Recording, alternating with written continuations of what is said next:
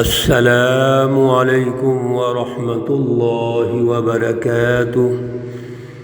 اعوذ باللہ من الشیطان الرجیم، بسم اللہ الرحمن الرحیم۔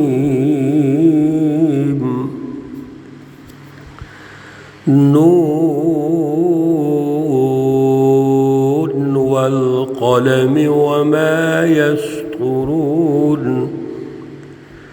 ما أنت بنعمة ربك بمجنون۔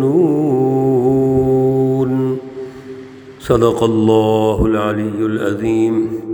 اللهم صل على سيدنا ومولانا محمد النبي الأمي وعلى آله وأصحابه وبارك وسلم عليه۔ معزز سامعین و سامعات، آج الحمدللہ ہم سورۃ القلم کا آغاز کر رہے ہیں۔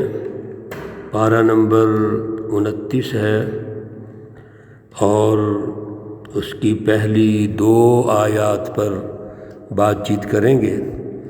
اللہ رب العزت ان آیات اور پھر اس سورہ مقدسہ کا فہم اور شعور عطا فرمائیں اور عمل کی توفیق اور صلاحیت عطا فرمائیں۔ سورۃ القلم 52 آیات اور 2 رکوع پر مشتمل ہے اور یہ مکی صورت ہے، اور سب سے اہم بات یہ ہے کہ جو ترتیب نزولی ہے اس اعتبار سے سب سے پہلی صورت سورۃ العلق ہے۔ اقرأ بسم ربک الذی خلق، خلق الانسان من علق، اور دوسرے نمبر پر جو سورہ مقدسہ ہے وہ سورۃ القلم ہے۔ حضرت جابر بن عبداللہ رضی اللہ تعالی عنہ سے روایت ہے، سب سے پہلے سورۃ العلق اور پھر دوسرے نمبر پر سورۃ القلم نازل ہوئی ہے۔ سورۃ العلق یہ پہلی سورہ مقدسہ ہے۔ اس سورہ مقدسہ میں قومی سطح پر جو دشمن رسول اللہ صلی اللہ علیہ وسلم کے ہوں گے ان کا تعارف کروایا گیا ہے۔ وہ ابو جہل، ابو لہب اور اس کا سسٹم اور پورا اس کا نظام ہے، مافیا ہے۔ کلا ان الانسان لیطغی، خبردار، یہاں ایک انسان ہے جو سرکش ہے، ایک سسٹم ہے، سرداری نظام ہے جو ظلم کا ہے، اور یہ اپنے آپ کو مالدار سمجھتے ہیں۔ الرآہ استغنی، اور فرما دیا کلا لئن لم ینتہی، خبردار سن لو، آج رسول اللہ صلی اللہ علیہ وسلم کے دشمن بن کے بیٹھے ہو، آپ کو مجنوں کہتے ہو، دیوانہ کہتے ہو، اگر آپ باز نہ آئے لنصفعا بالناصیہ، تو پیشانی سے پکڑ کے، پیشانی کے بالوں سے پکڑ کے ان کو گھسیٹا جائے گا، شکست ہوگی۔ قومی سطح پر جو طاغوت ہے اس کا تعارف کروا دیا گیا۔ بین الاقوامی سطح پر جو طاغوت ہوں گے، سرکش، رسول اللہ صلی اللہ علیہ وسلم اور سچی جماعت کے دشمن، حزب اللہ کے دشمن، اللہ کے دشمن، ان کا تفصیلی جو تعارف ہے وہ سورۃ القلم میں ہے۔ میرے عزیزو، بڑی اہم سورہ مقدسہ ہے۔ رسول اللہ صلی اللہ علیہ وسلم ہمارے لیے اسوہ حسنہ ہے۔ آپ قومی اور بین الاقوامی جو انقلابات لے کے آئے اس کے لیے کیا طریقہ کار تھا؟ کن بنیادوں پر آپ نے سچی جماعت کی تیاری کی، اللہ رب العزت نے تعارف کروایا ہے۔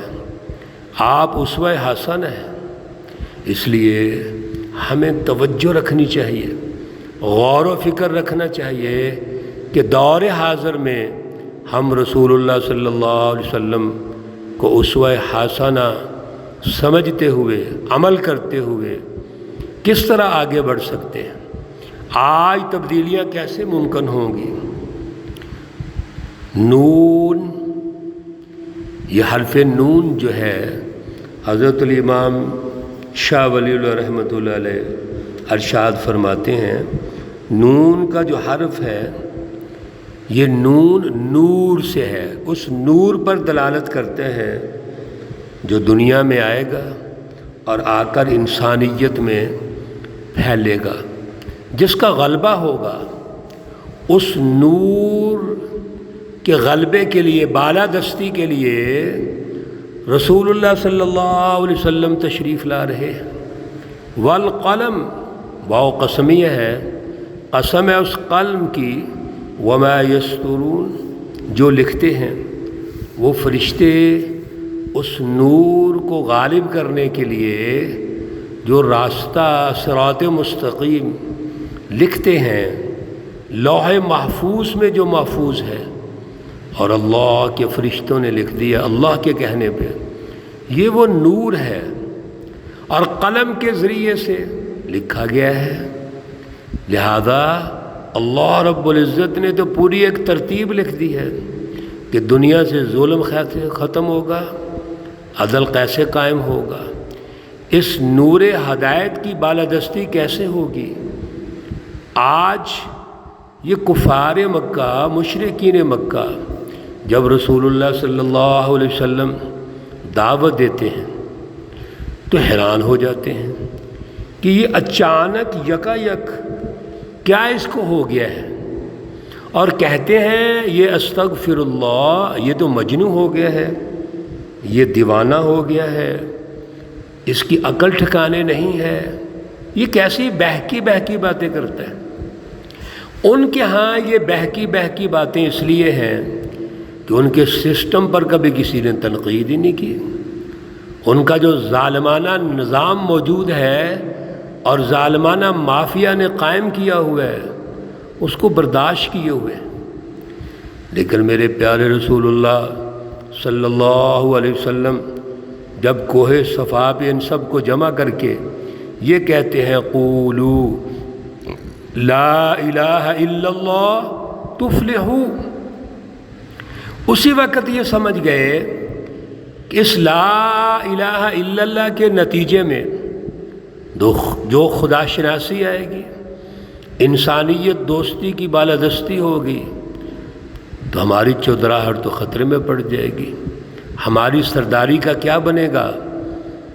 اور یہ شخص 40 سال ہو گئے ہمارے اندر، اس کو کبھی اس نے ایسی باتیں نہیں کی تھیں، آج ایسی باتیں کرنا شروع کر دیں، یہ تو مجنون ہے۔ اللہ ارشاد فرماتے ہیں ما انت بنعمت ربک، نہیں ہے آپ اپنے رب کی اس فضل کی وجہ سے بمجنون، مجنون نہیں ہے۔ رسول اللہ صلی اللہ علیہ وسلم کیسے مجنون ہو سکتے ہیں؟ اور حیران کن بات یہ ہے کہ 40 سال تک آپ صلی اللہ علیہ وسلم کو الصادق الامین کہنے والے آج مجنون کہہ رہے ہیں۔ کیا کسی پاگل کے پاس امانتیں رکھی جاتی ہیں؟ کیا کوئی مجنون شخص سچ بولتا ہے؟ یہ کیسے ہو سکتا ہے؟ آپ یہ گواہی دیتے ہیں کہ آپ الصادق ہیں۔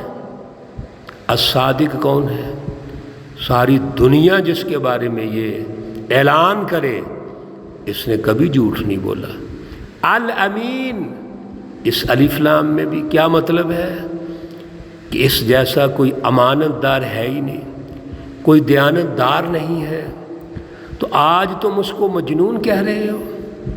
اللہ رب العزت خود جواب دیتے ہیں کہ بیوقوف و مجنون تو تم ہو، ایک الصادق اور الامین ہستی کو جس کے پاس امانتیں رکھتے ہو، جس کی دیانتداری کا تم اعلان کرتے ہو، آج اگر تمہارے مفادات پر، ظالمانہ نظام پر زد آ رہی ہے، آج تمہارا نظام خطرے میں ہے، تو تم اس کو مجنوں کہہ رہے ہو۔ اور مجنوں کہنے کی ایک یہ بھی وجہ تھی کہ اتنا بڑا نظام ہے ہمارا، سرداری نظام، چودراہٹ، اور یہ کون ہوتا ہے جو ہمارے سسٹم کو چیلنج کرے؟ ان کے ہاں یقیناً کو مجنوں کر سکتا ہے یہ کام۔ میرے اللہ نے جواب دیا ما انت بنعمت ربک، یاد رکھیے آپ کو جو اللہ نعمت دے رہے ہیں وہ تو بڑا اللہ کا فضل ہے۔ قومی نظام قائم ہوگا، قومی سطح پر یہاں پر ظلم ختم ہوگا۔ حضرت الامام شاہ ولی اللہ رحمۃ اللہ علیہ اس نعمت کا جو مفہوم ارشاد فرماتے ہیں وہ دین کا غلبہ ہے۔ اللہ کی نعمت وہ نور، نون والقلم، جو نور ہے اس کی بالادستی ہوگی، اور وہ رسول اللہ صلی اللہ علیہ وسلم کے ذریعے سے ہوگی۔ لہذا کفار اور مشرکین مکہ اس بات کو سن لیجئے، ما انت بنعمت ربک بمجنون، حضور صلی اللہ علیہ وسلم تو اللہ رب العزت کے فضل سے آپ کو جو سسٹم ملنے والا ہے، قومی نظام کی تشکیل کرنے والے ہیں، آپ مجنوں نہیں ہیں، بلکہ آپ تو اعلیٰ عقل، اعلیٰ دماغ، اعلیٰ سوچ، انتہائی اعلیٰ مشن کے وارث ہیں۔ آپ کا منصب بھی بڑا اونچا ہے۔ میرے عزیزو توجہ رکھیے، اور اس سورہ مقدسہ کی آغاز کی سورہ مقدسہ ہے ترتیب نزولی کے اعتبار سے، کس طرح رسول اللہ صلی اللہ علیہ وسلم نے جد و جہد کی۔ اللہ رب العزت نے آپ کے بارے میں، آپ کے جو اعلیٰ فکری اور اخلاق اور دیگر اوصاف ہیں ان کا کس طرح تعارف کروایا ہے، آگے آ رہا ہے۔ اللہ رب العزت ہمیں رسول اللہ صلی اللہ علیہ وسلم کے اسوہ حسنہ کو سمجھنے کی اور پھر اس پہ عمل کرنے کی توفیق اور صلاحیت عطا فرمائیں۔ اللہ رب العزت تمام بیماروں کو شفائے کاملہ عاجلہ مستمرہ عطا فرمائیں۔ اللہ رب العزت تمام مرحومین و مرحومات کو جنت الفردوس میں اعلیٰ مقام عطا فرمائیں۔